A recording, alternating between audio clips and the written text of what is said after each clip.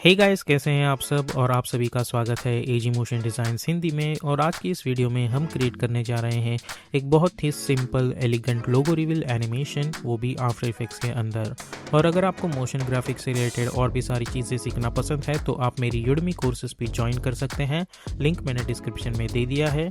और अगर आप इस चैनल पर नए हो तो इस चैनल को सब्सक्राइब कर दीजिएगा और बेल आइकॉन पर भी क्लिक कर दीजिएगा। तो बिना वक्त ज़ाया किए चलिए स्टार्ट करते हैं।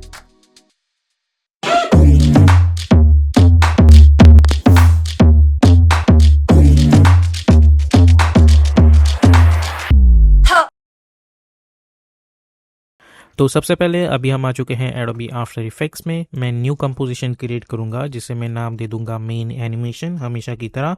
विड्थ में रखूंगा 1920, हाइट रखूंगा 180, फ्रेम रेट 30, ड्यूरेशन हम इस बार ज़्यादा नहीं बल्कि 30 सेकेंड या फिर 20 सेकेंड का ड्यूरेशन ही रखेंगे। और बैकग्राउंड कलर रख देंगे वाइट और ओके पे क्लिक कर देंगे।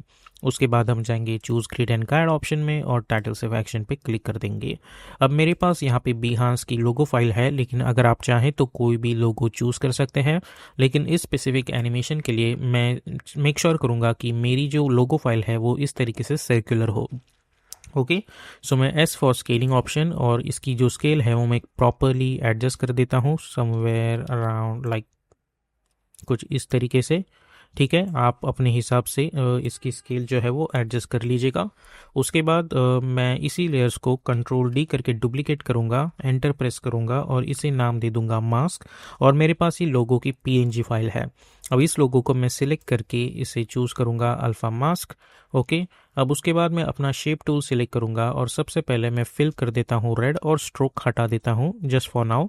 और शिफ्ट होल्ड करके मैं नॉट रेक्टेंगल बट इलिप्स और शिफ्ट होल्ड करके एक इलिप्स बना दीजिए। उसके बाद कंट्रोल अल्ट होम ताकि एंकर पॉइंट सेंटर में आ जाए। अलाइन टैब में जाके align it horizontally and then align it vertically. Ellipse में जाके इलिप्स पाथ में मैं इसकी जो साइज़ है वो ऐसे एडजस्ट करूँगा कि ये जो लोगो है वो ढक जाए। ठीक है, तो आप देख सकते हैं कि हमारा लोगो जो है वो ढक चुका है। और अब मैं यहाँ पे ये करूँगा कि इसका जो कलर है वो मैं इंस्टेड ऑफ कंप्लीट वाइट में कुछ ले लूँगा इस तरीके से ग्रेइश कलर और ओके पे क्लिक कर दूँगा। अब इसे मैं नाम दे दूँगा फिल। ओके, उसके बाद इसी कंट्रोल डी करके मैं डुप्लीकेट करूँगा, एंटर प्रेस करूँगा और इसे नाम दे दूँगा मैं स्ट्रोक। उसके बाद हम जाएंगे इस शेप ऑप्शंस में और ये जो फिल है वो हटा देंगे और इस फिल को मैं हाइड कर दूंगा। और ये जो स्ट्रोक है इस पिकर की मदद से मैं ये कलर चूज़ करूंगा। ओके पे क्लिक करके इसकी स्ट्रोक विड्थ हम रख देंगे 5 पिक्सल्स। और अभी जब हम हाइड करके देखते हैं तो हमारे पास एक फिल लेयर है, उसके बाद एक स्ट्रोक लेयर है। तो हम सबसे पहले इसे एनिमेट करने हैं, तो इस फिल को हम सिलेक्ट करेंगे। हम इसके अंदर जाएंगे साइज ऑप्शंस में और एक की फ्रेम यहाँ पे बना दूंगा। और मैं जाऊँगा अराउंड 1 सेकेंड और एक की फ्रेम बना देंगे और स्टार्ट में जाके इसे कर देंगे 0। और इन की फ्रेम्स को सिलेक्ट करके हम चूज़ करेंगे F9। उसके बाद graph editor, right click and choose edit speed graph.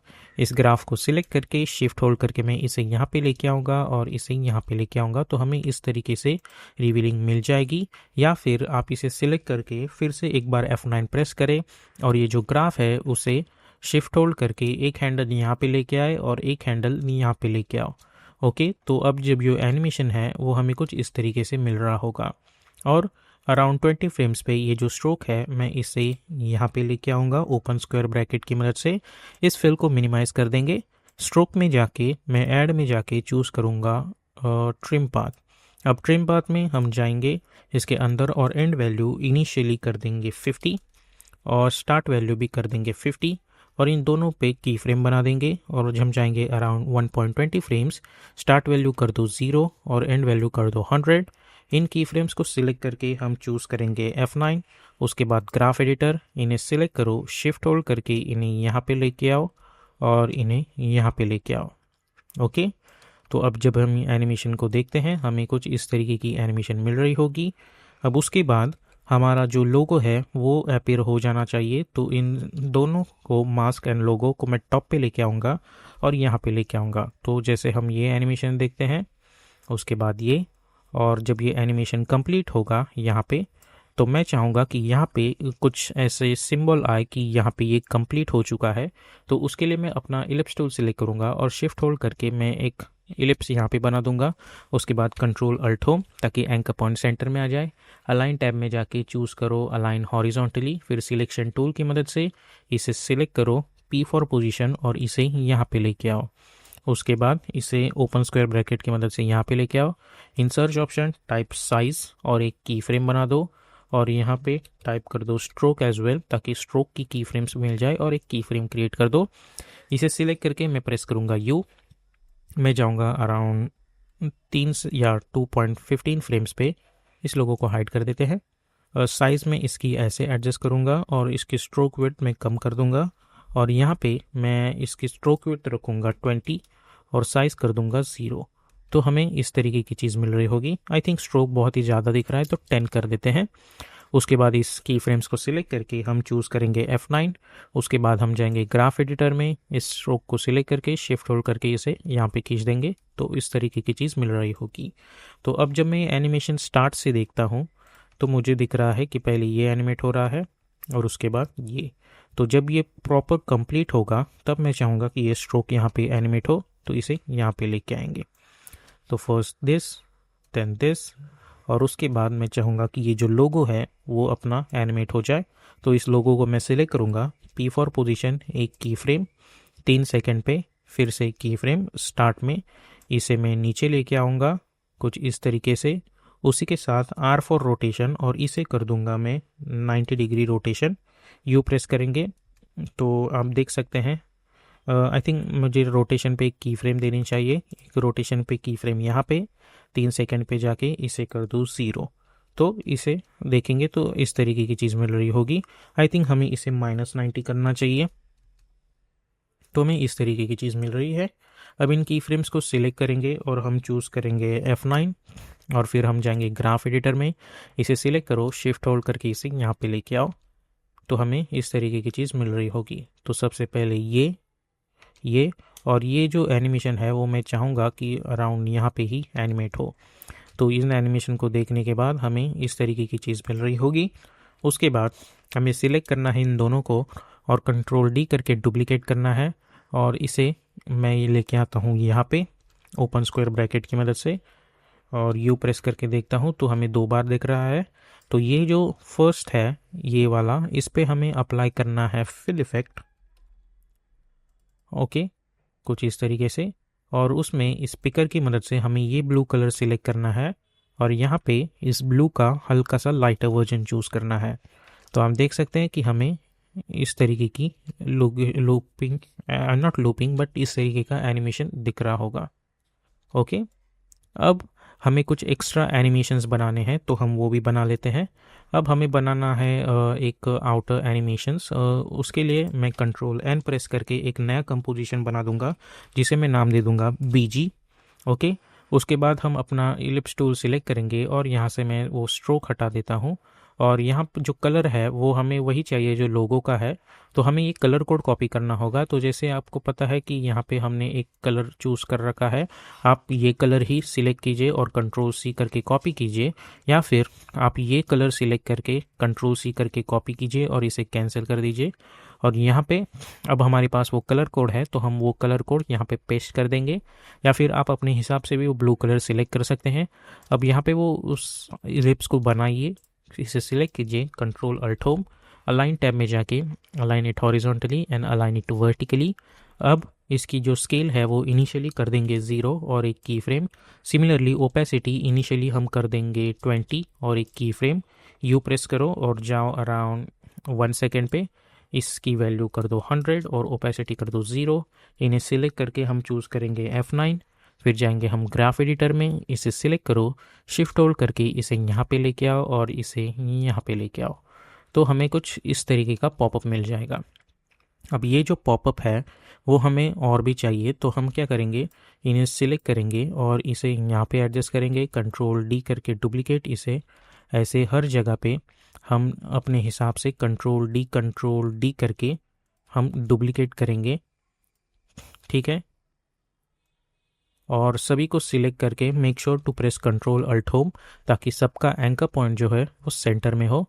हमें बेसिकली एक कुछ इस तरीके से एक पैटर्न क्रिएट करना है हर एक के लिए, ठीक है। यहाँ से देखिए, और मेक श्योर कीजिए कि आप जब डुप्लीकेट करें तो उस डुप्लीकेट की अलग से लेयर क्रिएट हो, ना कि वो लेयर के अंदर ही एक डिफरेंट शेप बना दे, ठीक है। तो आपको उस बात का ध्यान रखना है।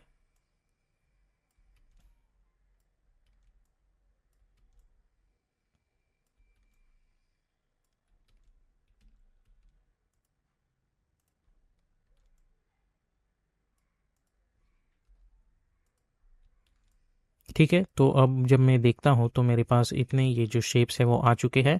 अब ये एनिमेशंस मुझे वन बाय वन चाहिए, तो मैं क्या करूँगा, मैं सिंपली एक पेज डाउन बटन पे क्लिक करूँगा ताकि ये सब एक फ्रेम आगे जाए। कंट्रोल ए करके सभी को सिलेक्ट करो, alt close square bracket to trim, right click, keyframe assistance, sequence layers, hit okay.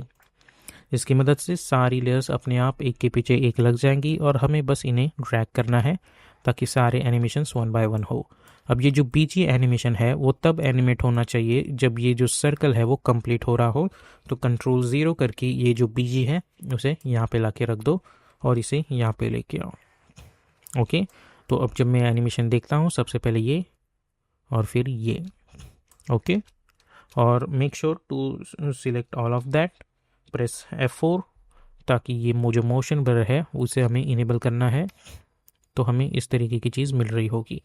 Okay, अब ये सभी लेयर्स को मैं सिलेक्ट करूँगा except this BG, press control shift C और इसे नाम दे दो लोगो एनिमेशन और ओके पे क्लिक कर देंगे। ओके, और initially at this point S for scaling, इसकी स्केल कर देंगे 120 और एक की फ्रेम बना देंगे।